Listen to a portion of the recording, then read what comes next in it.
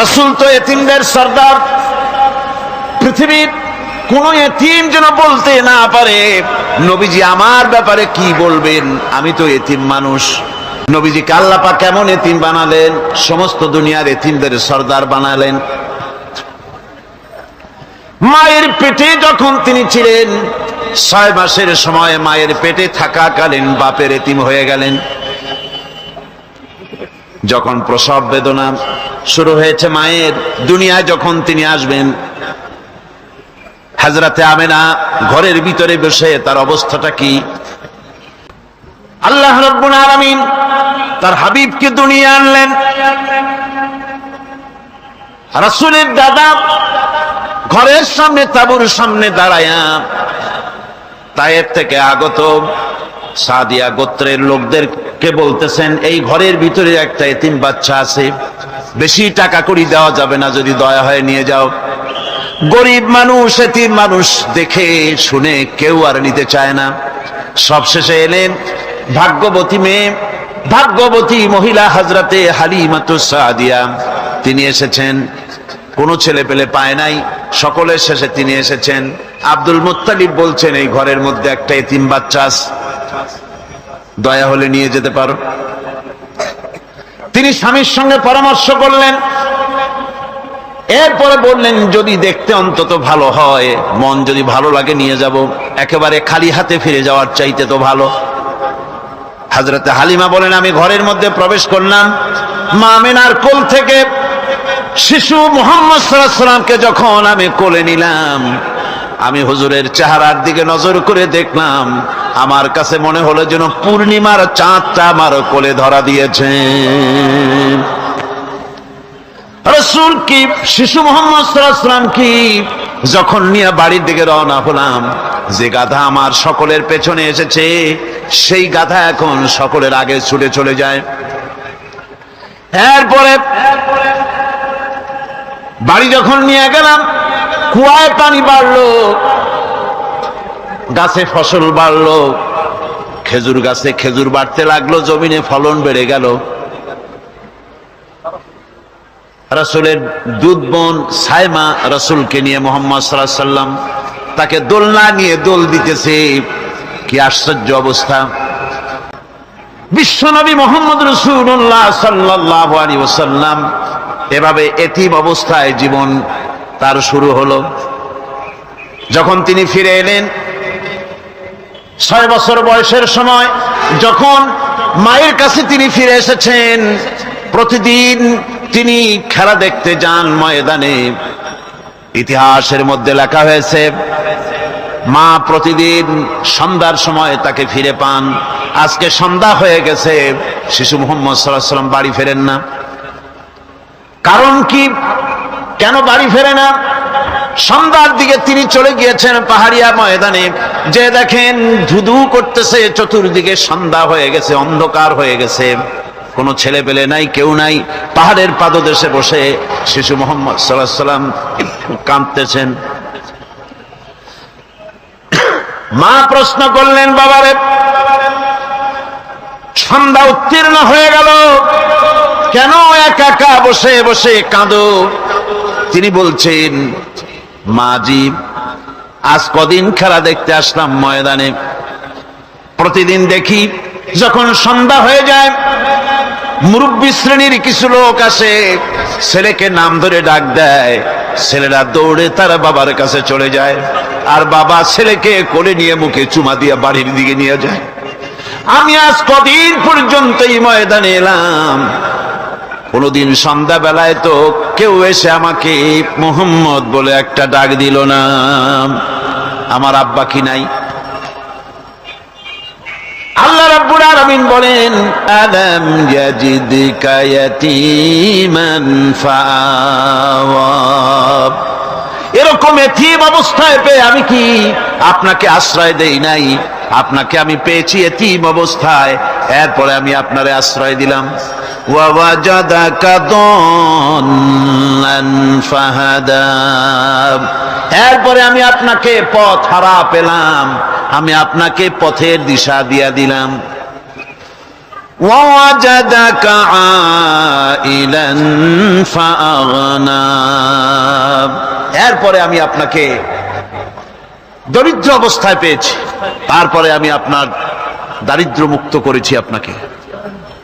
সুতরাং فأما اليتيم فلا تقهر وأما السائل فلا تنهر وأما بنعمة ربك فحدث। সুতরাং নবী, এতিমের প্রতি নির্মম ব্যবহার করো না, এতিমের প্রতি ভালো ব্যবহার করো, নির্মমতা দেখাইও না।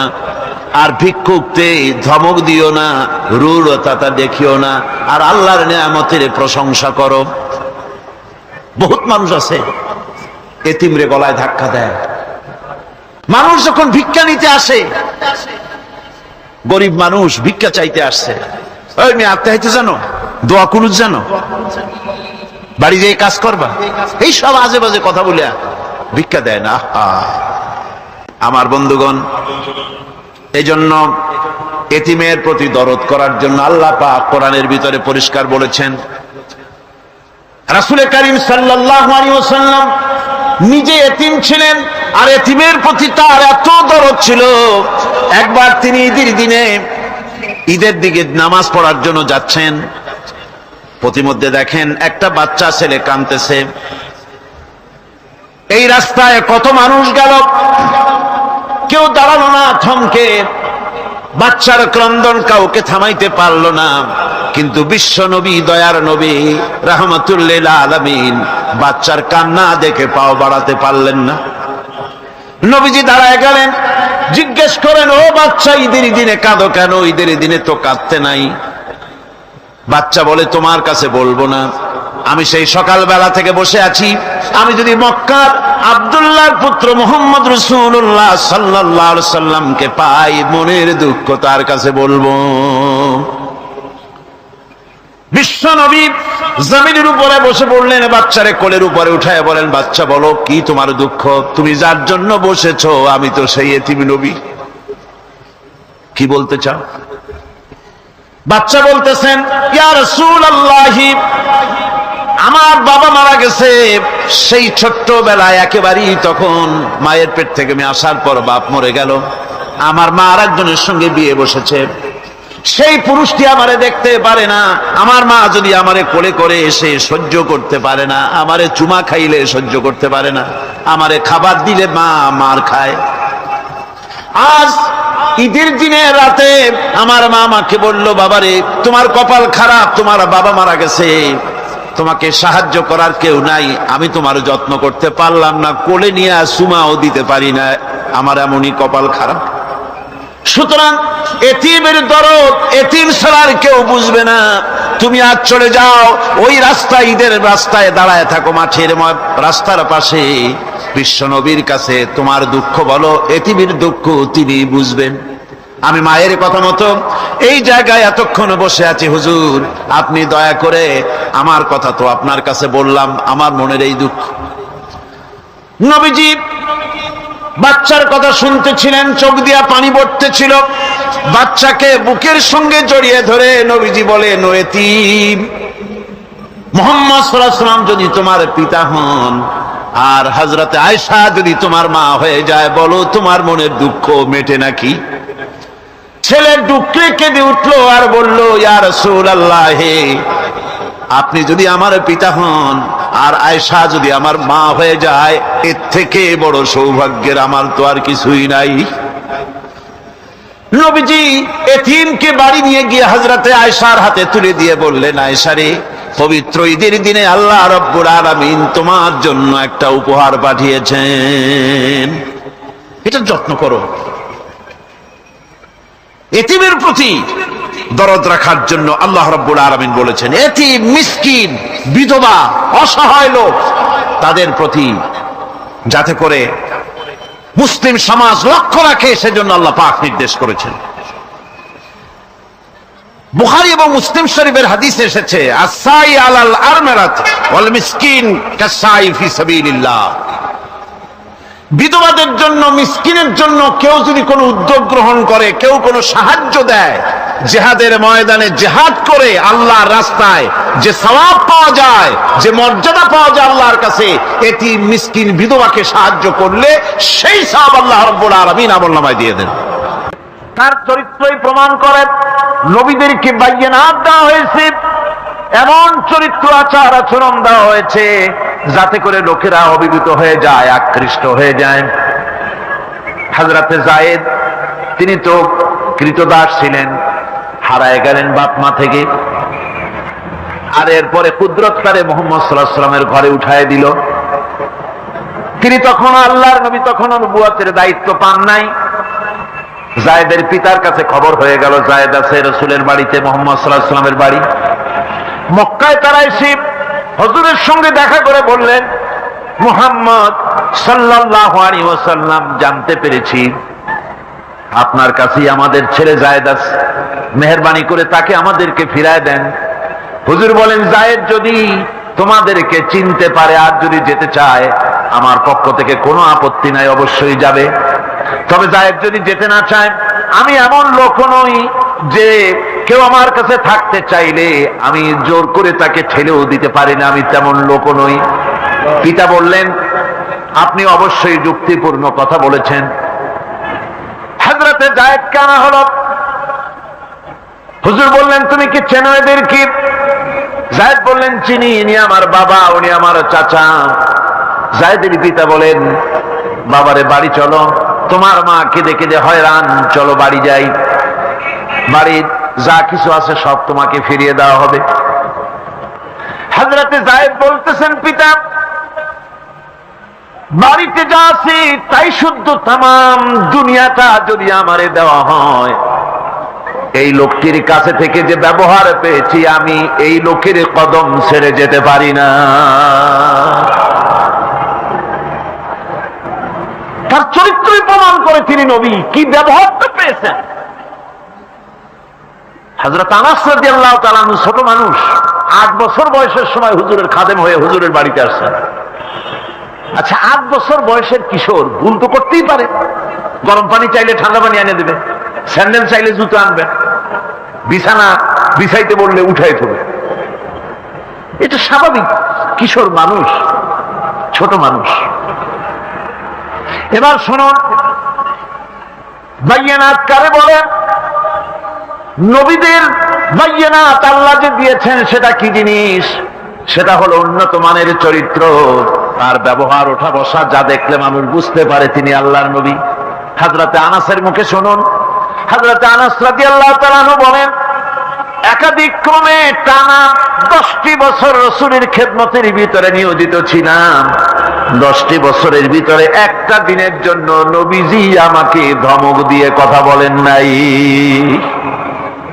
এটা ধমক দিলেন না আমারে, এটা করছো কেন, এটা করো নাই কেন? সুবহানাল্লাহ ওয়া বিহামদিহি। গোটা পৃথিবীর সমস্ত মুমিন মুসলমানদের, পুরুষ আর নারীদের জীবন, কলিজা, রক্ত রাসূলের কদম মোবারক উৎসর্গ হয়ে যায়। আমার ভাইরা, রাসূল পাক সাল্লাল্লাহু আলাইহি ওয়াসাল্লাম আল্লাহর নবী এমন এক মহান সত্তা ছিলেন যে তিনি দোয়া আল্লাহর দরবারে হাত উঁচু করতে দেরি আছে, কিন্তু দোয়া কবুল হতে দেরি নাই। হিজরত করে মদিনায় এসেছেন, নামাজ পড়তে দিল চায়, কাবা শরীফের দিকে ফিরে যদি নামাজ পড়তে পারতাম দিলটা বড় ভালো লাগতো, কিন্তু হাত উঁচু করে মোনাজাত করতেছেন না, আল্লাহর কাছে বলতেওছেন না যে আল্লাহ তুমি আমার কিবলাটা বাইতুল মুকাদ্দাস থেকে ফিরাইয়া মক্কা শরীফে বাইতুল্লাহর দিকে ফিরাইয়া দাও, মুখেও বলতেছেন না, মনেও না, শুধু আকাশের দিকে বারবার তাকাচ্ছেন, মোনাজাত করেন নাই। মনে মনে আশা পোষণ করতেছেন যদি এমন একটা ওহী নাজিল হয়ে যেত। আল্লাহ রাব্বুল আলামিন সঙ্গে সঙ্গে রাসূল জোহরের নামাজ পড়তেছিলেন, 2 রাকাত পড়া হয়ে গেছে, এমন সময় ওহী নাজিল হয়ে গেল, ক্বাদ নারা তাকাল্লুবা ওয়াজহিকা ফিস সামা। ও নবী, আমি দেখতে পেয়েছি বারবার আপনি আকাশের দিকে তাকাচ্ছেন। সুবহানাল্লাহ। আমি দেখতে পেয়েছি। فلنولينك قبلة ترضاها فول وجهك شطر المسجد الحرام। আর দেরি নাই, আপনার মনের আশা পুরা হয়ে গেছে, এক্ষুনি আপনার কিবলা পরিবর্তন করুন। হুজুর 2 রাকাত পড়েছিলেন বাইতুল মাকদাসের দিকে ফিরে, বাকি 2 রাকাত তিনি মক্কা শরীফের কাবা শরীফের দিকে ফিরলেন। আজও পর্যন্ত সেই মসজিদ আছে, সাক্ষ্য দিচ্ছে নবীর কথা কিভাবে মঞ্জুর হয়। মসজিদে কিবলাতাইন মদিনা মুনাওয়ারায় সে মসজিদ আজও আছে। ভাইরা আমার, রাসূল পাক সাল্লাল্লাহু আলাইহি ওয়াসাল্লাম এত বড় মর্যাদা সম্পন্ন ব্যক্তিত্ব, মহান ব্যক্তিত্বের উম্মতের মধ্যে আল্লাহ আমাদের শামিল করেছেন। শুকরিয়া স্বরূপ আমরা পড়ি আলহামদুলিল্লাহ। জোরে সোরে পড়েন আলহামদুলিল্লাহ। আমার ভাইয়েরা, মর্যাদা এত বেশি আল্লাহ রাসূলকে আল্লাহ রাব্বুল আলামিন দান করেছেন। এই পৃথিবীতে কোন মানুষের সঙ্গে যদি আপনি বেয়াদবি করেন, তিনি আপনার বাপ হোক, তিনি আপনার মা হন, অথবা আপনার উস্তাদ হন, অথবা আপনার পীর হন, যে কেউ হোক না কেন, কারো সঙ্গে যদি কোনো বেয়াদবি হয়ে যায় তো শুধু একটা বেয়াদবি ছাড়া আর কিছুই না। কিন্তু নবীজির সঙ্গে যদি কেউ বেয়াদবি করে, সেটা শুধু বেয়াদবি থাকে না, কুফরি হয়ে যায়। কি হয়ে যায়? কুফরি হয়ে যায়। রাসূলুল্লাহকে কেউ তাওহীন করলে, অসম্মান করলে, সমালোচনা করলে কাফের হয়ে যায়। যারা বলেন কি হয়ে যায়? কত বড় মর্যাদা! রাসূল পাক সাল্লাল্লাহু আলাইহি ওয়াসাল্লাম, তার সামনে সাহাবায়ে কেরাম বসা, হুজুর কথা বলছেন, সাহাবায়ে কেরাম তারাও কথা বলছেন। কথা বলতে বলতে এক পর্যায়ে সাহাবীদের গলার আওয়াজ বড় হয়ে গেছে। হুজুরের গলার আওয়াজ শোনা যায় না, সাহাবীদের গলার আওয়াজটা বড় হয়ে গেল। আল্লাহ রাব্বুল আলামিন এতটুকু বরদাস্ত করলেন, আমার নবীর গলার আওয়াজের চাইতে তোমাদের আওয়াজ বড় হলো কেন? সঙ্গে সঙ্গে ওহী নাজিল হয়ে গেল। আল্লাহ রাব্বুল আলামিন বলেন, ইয়া আইয়ুহাল্লাযীনা আমানু লা তারফাউ আসওয়াতাকুম ফাওকা সাওতিন নবী। ও বিশ্বাসীরা, খবরদার, তোমরা যারা ঈমান এনেছো শোনো, তোমাদের গলার আওয়াজ যেন আমার নবীর গলার আওয়াজের চাইতে বড় না হয়ে যায়। যদি তা হয়, আনতাহবাতা আমালুকুম, জীবনের সমস্ত ভালো কাজগুলি আমি আল্লাহ বরবাদ করে দেব। আজ পর্যন্ত এই আয়াতে কারিমা রাসূল পাক সাল্লাল্লাহু আলাইহি ওয়াসাল্লামের রওজায়ে আতহারের সামনে সবুজ সাইনবোর্ডের উপরে সোনার অক্ষর দিয়ে এই আয়াতে কারিমা লেখা রয়েছে, সুবহানাল্লাহ। সর্বকালের, সর্বযুগের সর্বশ্রেষ্ঠ মহামানব, সর্বশ্রেষ্ঠ বিশ্বনবী, আল্লাহর পরে যার মর্যাদা, তিনি হচ্ছেন মুহাম্মদ রাসূলুল্লাহ সাল্লাল্লাহু আলাইহি ওয়াসাল্লাম। তুলির ধরা থেকে রাসূলকে আরশে আজিমে নিয়ে যাওয়া হবে। বোরাক এলো। বোরাক হচ্ছে বারকুন থেকে উৎপত্তি। এর অর্থ হচ্ছে বিজলি, বৈদ্যুতিক গতি সম্পন্ন, ঘোড়ার চাইতে ছোট, খচ্চরের চাইতে বড়, এই জাতীয় একটা প্রাণীর মতো হযরতে জিবরাইল নিয়ে আসলেন। আমাদের দেশে কারো কারো বাড়িতে আয়নায় বান্ধানো থাকে এই ছবিটা। ঘোড়া আছে, 2টা ডানা আছে, মাথাটা মেয়ে লোকের মতো, চুলগুলো ঝুলে পড়ছে, নিচে লেখা আছে হাজা বুরাকুন নবী সাল্লাল্লাহু আলাইহি ওয়াসাল্লাম। আন্দাজে কোথায় পাইছে আল্লাহ জানে, মিথ্যে কথা, বাজে কথা। আল্লাহ এরকম একটা মেয়ে লোক মার্কা ঘোড়া পাঠাইছিল হুজুরকে নেওয়ার জন্য, এটা কথা হইল?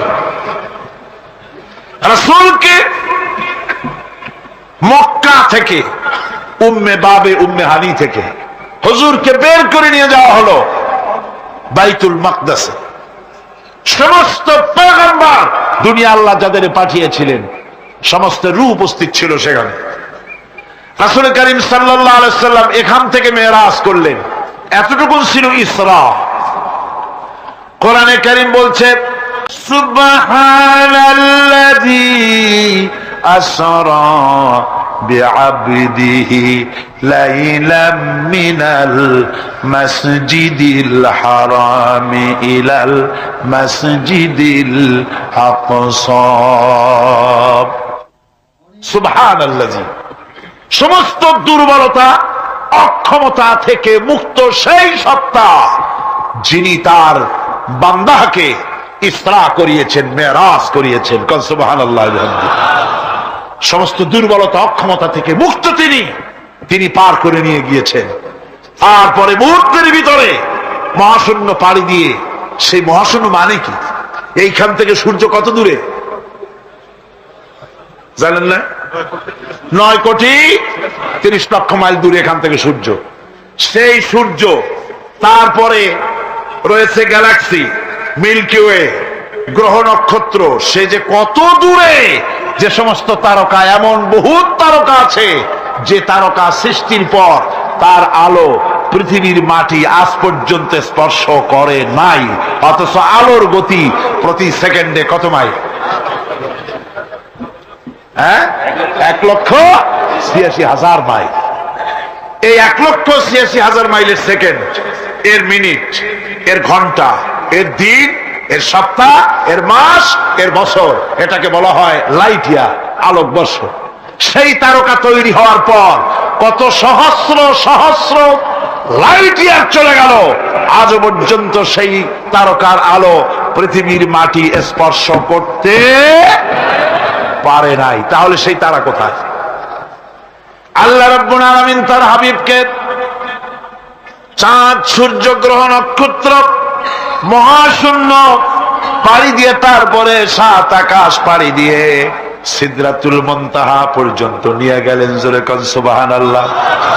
এবার সিদরাতুল মুনতাহা পর্যন্ত যাওয়ার পথে যত ঘটনা ঘটলো, সেগুলো আপনারা ইতিহাস থেকে পড়ে নেবেন, ওগুলি বলার সময় আমার কাছে নাই। সিদরাতুল মুনতাহায় যাওয়ার পর হযরতে জিবরাইল বলেন, আর আমি যেতে পারবো না। জিবরাইল বলে গেলেন, এখান থেকে আপনাকে নেওয়ার কুদরতি ব্যবস্থা হয়ে যাবে। রাসূল দুনিয়ায় ফিরে এসে হযরতে বেলালকে ডেকে বলেছিলেন, বেলাল গো, এমন কি আমল তুমি করো আমারে শোনাও। হযরতে বেলাল বলেন, হুজুর আমার আমল তো সব আপনি জানেন। কয় না, কি করো শোনাও। বেলাল বলেন, হুজুর খাস আমলের মধ্যে এতটুকু আছে যে আমি কখনো বিনা উজুতে থাকি না। যখন উজু চলে যায় উজু করি, আর উজুরে ইতমামের জন্য 2 রাকাত নফল নামাজ পড়ি।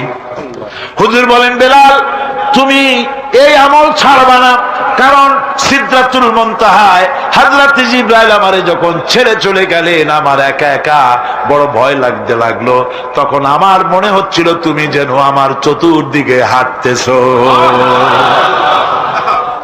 আমার ভাইরা, রফরফ নামক বিছানা চলে এলো। কুদরতি এই বিছানায় চড়ে নবীজি আল্লাহ রাব্বুল আলামিনের দরবারে আরশে আজিমে পৌঁছে গেলেন। জোরে বলেন সুবহানাল্লাহ, জোরে বলেন সুবহানাল্লাহ। যেখানে পৃথিবীর কোন মানুষের যাওয়া সম্ভব নয়, গোটা পৃথিবীর মানুষের মর্যাদা আল্লাহ পাক বাড়ায় দিলেন। আরশে আজিমে হুজুরকে নিয়ে গেলেন। তারপরে তিনি কথাবার্তা হুজুরের সাথে কি বললেন, সেই কথাগুলি নিয়ে আমাদের দেশে কথা হলো এই যে হুজুরকে নিয়ে আল্লাহ 5 ওয়াক্ত নামাজ দিছিলেন তো 50 ওয়াক্ত। মুসা আলাইহিস সালামের সাথে দেখা না হইলে তো কাম সারছিল, আমাদের আর উপায় ছিল না। আরে ভাই, শুধু নামাজ দেওয়াই যদি উদ্দেশ্য হবে, তাহলে রোজার মতো তো আল্লাহ দুনিয়ায় বসে দিতে পারতেন কিনা? হজের মতো, যাকাতের মতো পারতেন কিনা? শুধু নামাজের জন্য নয়, আল্লাহ পাকের কায়নাত দেখাবার জন্য আল্লাহ পাক তাকে নিয়েছিলেন। বেহেশত দেখাইছেন, দোজখ দেখাইছেন, ভালো কাজ করলে কিরকম শান্তি হবে, খারাপ কাজ করলে কিরকম শাস্তি হবে, চোখে দেখাই দিয়েছেন মুহাম্মদ রাসূলুল্লাহ সাল্লাল্লাহু আলাইহি ওয়াসাল্লামকে। মেরাজ থেকে ফিরে এলেন, ঘরে এসে দেখেন উজুর পানি, উজু করে যে গেছিলেন উজুর পানি তখনও গড়াচ্ছে। যে দরজা দিয়ে বেরিয়েছিলেন দরজাটা ধাক্কায় তখনও কাঁপতেছে।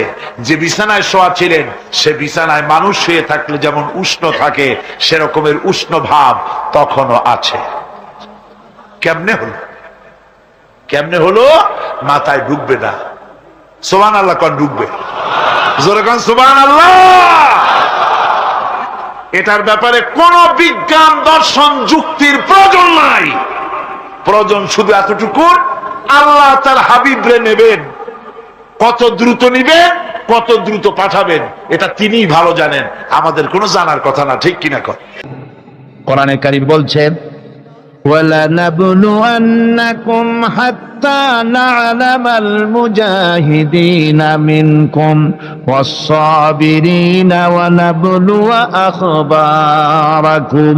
অবশ্যই আমি তোমাদেরকে পরীক্ষার সম্মুখীন করব, আর তোমাদের মধ্যে সত্যিকার মুজাহিদ, দৃঢ়তা অবলম্বনকারী কারা আমি তা দেখব। এটা যেন আমি দেখে নিতে পারি, সেই জন্য আমি বিপদ এবং মুসিবতের মধ্যে তোমাদের ফেলবো।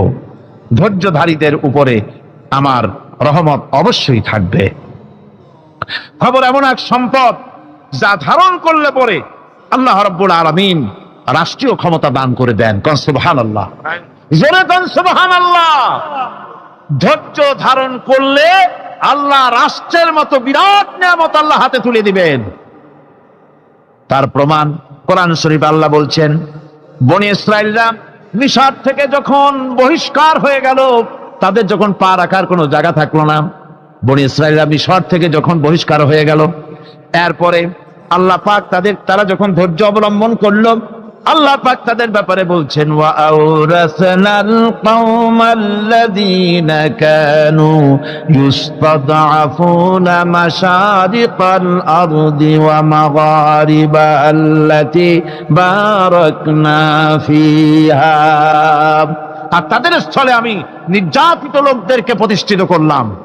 পশ্চিম এবং উত্তরের তাদেরকে আমি পশ্চিম এবং পূর্বের উত্তরাধিকারী তাদেরকে বানায় দিলাম। বিরাট এলাকা তাদের হাতে আমি তুলে দিলাম।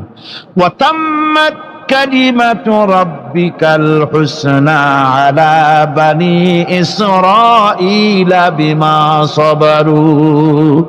আর এভাবে করে আল্লাহ পাক তার কথাকে পূর্ণ করলেন বনি ইসরাইলদের উপরে। সবর ইখতিয়ার করার জন্য, ধৈর্য ধরার কারণে আল্লাহ পাক রাষ্ট্রের মালিক তাদের বানায় দিলেন। যেরকম সুবহানাল্লাহ। সবর যদি করা হয়, তো যুদ্ধ যদি বাদে, যদি জাহাজ শুরু হয়ে যায়, আল্লাহ পাক বলেছেন ফেরেশতা দিয়ে সাহায্য করবে। যদি সবর থাকে তোমাদের, সবর থাকলে আল্লাহ কি দিয়ে সাহায্য করবেন? ফেরেশতা। কোরআনে কারীম বলছে, বালা ইন তাসবিরু ওয়া তাত্তাকু ওয়া ইয়াতুকুম মিন ফাওরিহিম হাদা ইউমদিদুকুম রাব্বুকুম বিখামসাতি আলাফিন মিনাল মালাইকাতি মুসাউমিন। হ্যাঁ, তোমরা যদি ধৈর্য অবলম্বন করো আর আল্লাহকে ভয় করে চলো, তাহলে এক্ষুনি আল্লাহ রাব্বুল আলামিন তোমাদের জন্য কাতারে কাতারে শৃঙ্খলাবদ্ধ 10,000 ফেরেশতা দিয়ে তোমাদেরকে সাহায্য করবেন। সুবহানাল্লাহ। তোমাদেরকে ফেরেশতা দিয়ে সাহায্য করা হবে। তোমরা যদি সবর ইখতিয়ার করো, তাহলে সংখ্যা যদি কম হয়, বেশি সংখ্যার উপরে জয়ী করে দেব। ইয়াকুম মিনকুম 20 সাবিরুনা ইয়াগলিবু মিয়াতাইন। যদি তোমাদের ভিতরে ধৈর্যশীল 20 জন হয়, আমি 200 কাফেরের বিরুদ্ধে তোমাদেরকে জয়ী করে দেব। সুবহানাল্লাহ। তোমরা যদি হও ধৈর্যশীল 20 জন, 200 কাফেরের উপরে তোমরা জয়যুক্ত হয়ে যাবে। আর বিপদ আর মুসিবতে যারা ধৈর্য ধরে, তাদের জন্য আল্লাহর পক্ষ থেকে সুসংবাদ। সুসংবাদ কাদের জন্য? ধৈর্যধারীদের জন্য। কোরআনে কারীম বলছে, ওয়াবাশশিরিস সাবিরিনাল্লাযীনা ইযা আসাবাতহুম মুসিবাতুন ক্বালু ইন্না লিল্লাহি ওয়া ইন্না ইলাইহি রাজিউন। সুসংবাদ সেই সব ধৈর্যশালীদের জন্য যারা নাকি বিপদ এবং মুসিবতে আসলে যারা বলে, কি বলে? পড়েন আমার সাথে, ইন্না লিল্লাহি ওয়া ইন্না ইলাইহি রাজিউন। এটা শুধু আমাদের লোকেরা কেউ বললে পড়ে, এটা শুধু মরার সময় নয়, বরং যে কোনো বিপদ আর মুসিবত এলে মোমেন বান্দা যারা, তারা কি পড়বে? ইন্না লিল্লাহি ওয়া ইন্না ইলাইহি রাজিউন। নিশ্চয়ই আমরা আল্লাহর জন্য এবং আমাদের সকলকেই আল্লাহর কাছে ফিরে যেতে হবে, প্রত্যাবর্তিত হতে হবে। সবরকারীদের জন্য রয়েছে জান্নাতের সুউচ্চ সম্মানের জায়গা। জান্নাতে সবচেয়ে সম্মানজনক জায়গা আল্লাহ রাব্বুল আলামিন ধৈর্যশালীদেরকে দান করবেন। কোরআনে কারীম বলছে, উলাইকা ইউজসাউনাল গুরফাতা বিমা সাবারু ওয়া ইউলাক্কাউনা ফিহা তাহিয়াতাও ওয়া সালামা। এরা হলো সেই সব লোক যাদেরকে প্রদান করা হবে বেহেশতের সুউচ্চ মঞ্জিল, কারণ তারা সবর এখতিয়ার করেছিল, তারা সবর করছিল, এই জন্য বেহেশতের সবচাইতে ভালো জায়গা তাদের দেওয়া হবে। কোন আলহামদুলিল্লাহ, জোরে কোন আলহামদুলিল্লাহ। এবং জান্নাতে সবরকারীদেরকে সম্বর্ধনা দেওয়া হবে, সম্বর্ধনা দেওয়া হবে। খালিদিনা ফিহা হাসুনাত মুস্তাকাররাও ওয়া মুকামা। চিরদিন তারা জান্নাতের ভেতরে বসবাস করবে এবং কতই না সুন্দর, কতই না উত্তম জায়গা সবরকারীদের জন্য আল্লাহ বেহেশতের মধ্যে রেখে যাবেন। জান্নাতে প্রবেশ করার সাথে সাথে চতুর্দিক থেকে ফেরেশতারা ছুটে আসবে সবরকারীদের জন্য। ওয়াল মালাইকাতু ইয়াদখুলুনা আলাইহিম মিন কুল্লি বাব। চতুর্দিক থেকে ফেরেশতারা তাদেরকে ইস্তেকবাল করবে, কি বলবে? সালামুন আলাইকুম বিমা সাবারতুম ফানি'মা উকবাদ-দার। তোমাদের প্রতি শান্তি বর্ষিত হোক, কারণ তোমরা পৃথিবীতে সবর অবলম্বন করেছিল। কতই না উত্তম জায়গা, কতই না সুন্দর জায়গা আল্লাহ রাব্বুল আলামিন সবরের বিনিময় তোমাদেরকে দান করেছেন। সুতরাং এই সবর হচ্ছে মুসলমানদের জন্য সবচেয়ে বড় নিয়ামত। এই 10টি সত্য যদি সম্পাদন করতে পারি, যদি আমল করতে পারি, জীবন ধন্য হয়ে যাবে। সেই 10টি কথা আমি আবার আপনাদের স্মরণ পটে তুলে দিতে চাই, প্যাকেট করে পকেটে উঠাই দিতে চাই, যেন বাড়ি নিয়ে যেতে পারেন। 1 নম্বর হচ্ছে 10টি পয়েন্টের 1 নম্বর আল্লাহর প্রতি ঈমান। 1 নম্বরে আল্লাহর প্রতি ঈমান, 2 নম্বরে পরকালের প্রতি ঈমান, 3 নম্বরে ফেরেশতাদের উপর ঈমান, 4 নম্বরে কিতাবের প্রতি ঈমান, 5 নম্বরে নবীদের প্রতি ঈমান, 6 নম্বরে সহায় সম্বলহীন নিকটবর্তী আত্মীয়, ইয়েতিম, মিসকিন, প্রবাসী, মুসাফির, সাহায্য প্রার্থী, এদেরকে মুক্ত করার জন্য এদেরকে সাহায্য প্রদান করা, 7 নম্বরে নামাজ প্রতিষ্ঠা করা, 8 নম্বরে যাকাত আদায় করা, 9 নম্বরে ওয়াদা পালন করা, 10 নম্বরে সবর এখতিয়ার করা। কয়টা হইল? এই 10টি কাজ যদি আমরা পালন করতে পারি, বিপদে মুসিবতে ধৈর্য ধারণ করতে পারি, যত মুসিবত আসুক, আসলে এগুলি কিছু না। মুসিবত আল্লাহ টেস্ট করবেন, মুসিবত দিয়া আল্লাহ টেস্ট করেন। দেখা যায় যে ওদের শক্তি খুব বেশি, চোখে আপনি দেখতে পারেন, কিন্তু আল্লাহ বলছেন ইন্না কায়দা শায়তানে কানা দাঈফা। বাতিলরা হলো শয়তান, বাতিলরা কি? আর ওদের চক্রান্ত আসলেই দুর্বল, এদের চক্রান্ত আসলে কি? দুর্বল। কাজেই এগুলিকে ভয় করা যাবে না। বিপদে মুসিবতে ধৈর্য ধারণ করে যদি অগ্রসর হওয়া যায়, তো আল্লাহ রাব্বুল আলামিন এই 10টি পয়েন্ট যদি আমল করা যায়, দুনিয়াও শান্তি পাবো, আখিরাতেও শান্তি পাবো। যত মুসিবত আসুক, বিপদ আসুক, ধৈর্যের সাথে মোকাবেলা করতে হবে। ধৈর্যের অর্থ কি? আমি আগেই বলেছি, ধৈর্যের অর্থ হচ্ছে অবিচলতা, দৃঢ়তা, বরদাস্ত করা, সহিষ্ণুতা, ধীরতা, স্থিরতা। ধৈর্যের অর্থ এটা নয় একজন একটা থাপ্পড় মারলো আর আপনি বলবেন যে বাবা ব্যথা পাইছো নাকি, তাহলে আরো একখান থাপ্পড় দিয়া দাঁত আমার সবগুলো ভালাই দেন। এর নাম ধৈর্য নয়। ধৈর্য হচ্ছে পরিস্থিতির মোকাবেলা করতে হবে সাহসিকতার সাথে, এর নাম হচ্ছে ধৈর্য। ওই যে আমি একটা দৃষ্টান্ত দিয়ে থাকি, এক সাপ একবার মুরিদ হয়েছিল এক পীর সাহেবের কাছে। পীর বলছিলেন যে আমি তো এইসব সাপ টাপ মুরিদ বানাই না। কয় না হুজুর, আমারে বানান। তারপরে মুরিদ বানায় কিছু অজিফাতারে শিখাই দিল আর বললো খবরদার কাউকে দংশন করবে না। ঠিক আছে, সে যায়া জিজ্ঞাসা শুরু করে দিয়েছে। এর মধ্যে জমিনে রাখাল আসছে, ধান কাটছে, ধানগুলো নিবি কি করে? দড়ি দাড়ি পাচ্ছে না, তো কি করা যায়, বানবে কি দিয়া? সন্ধ্যার পরে অন্ধকারে দেখে যে দড়ি একটা পড়ে আছে। ও যে কি দড়ি তা তো ওরা বোঝে না, ওইটারে নিয়ে ধানরে ফেসাইয়া লেজ দিয়ার মাথা দিয়ে এরকম করে বাসেটারে দিয়ে বানছে। সাপ তখন বলতেছে হায় হায় রে, কেবল যে মুরিদ হইছি তা না হলে তুই ঠিক পাইতি যে আমি কি ধরনের দড়ি। এরপরে নিয়ে বাড়ি নিয়ে ভালাই দেশে ডরে খুলে সাপটার ঘাড় গেছে মস্কিয়া। বহুত কষ্ট করে হুজুরের বাড়ি গিয়ে হাজির, কয় যে হুজুর কি একখান জিকের শিখাইলেন, আমার তো ঘাটটার মস্কে শেষ। আশ্চর্য কথা, কত মানুষ মুরিদ হইলো, কত কিছু মুরিদ হইলো, কারো তো জিকির করলে ঘাড় মস্কে যাবে কেন? এটা কেমন কথা? কয় হুজুর ঘটনাই। আরে বেটা ঘটনা এইটা, তুই কি করছিলি? কয় যে আপনি যে নিষেধ করছেন দংশন করতে, আমি তো দংশন করতে পারিনি। আরে বেটা দংশন করতে নিষেধ করছিলাম, ফোঁস করতে তো নিষেধ করি নাই। তোরে যখন দড়ি মনে পেরে হাত দিছিল, ফোঁস করে উঠতি, ওই রাখা লাভ দিয়া বর্ডার পার হইয়া দিল্লি চলে যেত। কাজী ধৈর্যের মানে শীত হয়ে পড়ে না। ধৈর্য মানে অবিচলতা, দৃঢ়তা নিয়ে শক্তি সঞ্চয় করে আল্লাহর উপরে ভরসা করে বাতিলের বিরুদ্ধে ঝাঁপিয়ে পড়তে হবে, বাতিল উৎখাত হতে বাধ্য হবে। অনাটনে, বিপদে, মুসিবতে আর হক আর বাতিলের সংঘর্ষ চলাকালীন ধৈর্য ধারণ করা, এটা হলো সবচাইতে একটা বড় কোয়ালিটি। শিরক থেকে বাঁচা আর তাওহীদে বিশ্বাস স্থাপন করা, এই আকীদা যদি মজবুত না হয়, তাহলে আমাদের সংখ্যা যতই বাড়ুক, কাফের এবং দুশমনদের সামনে আমরা হেয় প্রতিপন্ন, লাঞ্ছিত হতে বাধ্য হব। সেই জন্য আমি আপনাদের সামনে একটি জায়গা থেকে আলোচনা করতে চাই।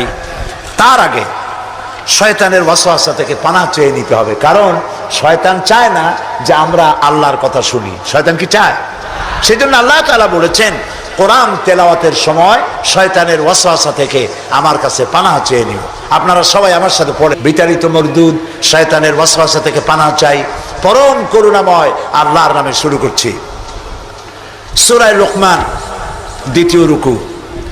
ওয়ালাকাদ আতাইনা লুকমানাল হিকমাতা আনিশকুর লিল্লাহ ওয়া মান ইয়াশকুর فإنما يشكر لنفسه ومن كفر فإن الله غني حميد وإذ قال لقمان لابنه وهو يعظه يا بني لا تشرك بالله إن الشرك لظلم عظيم সাদাকাল্লাহুল আযীম। দুটি আয়াত আমি আপনাদের সামনে তেলাওয়াত করেছি। অর্থ হচ্ছে, আর অবশ্যই আমি লোকমানকে জ্ঞান দান করেছি এবং তাকে বলেছি যে তুমি আল্লাহর প্রতি কৃতজ্ঞ হও। ওয়া মান ইয়াশকুর ফাইন্নামা ইয়াশকুরু লিনাফসি, আর যে ব্যক্তি কৃতজ্ঞ হয় সে তার নিজের জন্যই কৃতজ্ঞতা প্রকাশ করে। ওয়া মান কাফারা, আর যে ব্যক্তি অকৃতজ্ঞ, ফাইন্নাল্লাহা গানিয়্যুন হামিদ, আর জেনে রেখো আল্লাহ তাআলা কারো কৃতজ্ঞতার, কারো প্রশংসার মুখাপেক্ষী নন। তিনি হামিদ, নিজের থেকে নিজেই প্রশংসিত। এটি হলো আমার তেলাওয়াতকৃত আয়াতের তরজমা। এখন এই আয়াত থেকে কিছু কথা আমি আপনাদের সামনে আলোচনা করতে চাই। ফ্যানটা আমার দিকে একটু ডাইরেক্ট করে দেন। সেটা হলো এই, আল্লাহ তাআলা বলছেন, ওয়ালাকাদ আতাইনা লুকমানাল হিকমা, আমি লোকমানকে জ্ঞান দান করেছি। লোকমান সম্পর্কে আমাদের অনেকের ধারণা যে লোকমান ছিলেন পয়গম্বর বা নবী বা রসুল ছিলেন। এটি ঠিক নয়। হযরত লোকমান নবী না, রসুল না, তাকে আল্লাহ জ্ঞান দান করেছিলেন। কে জ্ঞান দান করেছিলেন বলুন? আল্লাহ তাআলা তাকে জ্ঞান দান করেছিলেন। হযরত লোকমান ছিলেন একজন বাদশার, একজন রাজার, তিনি ছিলেন কৃতদাস। এখন একদিন বাদশার কাছে খবর এলো যে আপনার যে খাদেম, যে গোলাম লোকমান, সে তো বড় বুদ্ধিমান মানুষ। বলে কেমন? যেখানেই যায় উট, ভেড়া, ছাগল ইত্যাদি তো পালে, তো যখন যেখানে যায় উট ভেড়াগুলো ছেড়ে দিয়ে তারপরে এক জায়গায় বসে, আর সব রাখালরা তার চারদিকে এসে বসে যায়, আর উনি জ্ঞানপূর্ণ কথা বলে। তার জ্ঞানের কথা শুনে মানুষগুলি হা করে তাকায় থাকে। বাদশা মনে করলেন যে আমার ভেড়া ছাগল রাখে, তার যদি হয় এত জ্ঞান, তো তারও তো আমার আটকায় রাখা ঠিক না। আচ্ছা, জ্ঞানটা কেমন তো একটু পরীক্ষা তো করি। একদিন লোকমানকে তিনি ডাকলেন, ডেকে বললেন, লোকমান, তুমি এক কাজ করো, আমার যে ছাগলগুলি তুমি পালতেছো, একটি ছাগলকে জবাহ করে ওর ভিতর থেকে ছাগলের শরীরের সব থেকে উৎকৃষ্ট অংশটা আমার জন্য নিয়ে আসো। হযরতে লোকমান একটা ছাগল জবাহ করলেন এবং ছাগলের কলিজা এনে পিরিচে করে ওনার সামনে হাজির করে দিলেন। কয়েকদিন যাওয়ার পর বাদশাহ আবার বললেন, আজকে আরেকটা ছাগল জবাহ করো এবং তার শরীরের নিকৃষ্ট অংশটা আমার সামনে নিয়ে আসো। লোকমান আরেকটা ছাগল জবাহ করলো এবং ওই ছাগলের কলিজাটা পিরিচে করে এনে হাজির করে দিল। বাদশাহ বলল, আমি শুনছিলাম তোমার নাকি অনেক জ্ঞান, এই বুঝি জ্ঞানের পরিচয়? আমি যেদিন চাইলাম, প্রথম বললাম সব থেকে উৎকৃষ্ট জিনিস আনো, তুমি কলিজা নিয়ে আসলা। সব থেকে নিকৃষ্ট জিনিস চাইলাম, তখনও তুমি নিয়ে আসলা কলিজা। তোমার জ্ঞানের পরিচয় তো পাইলাম না।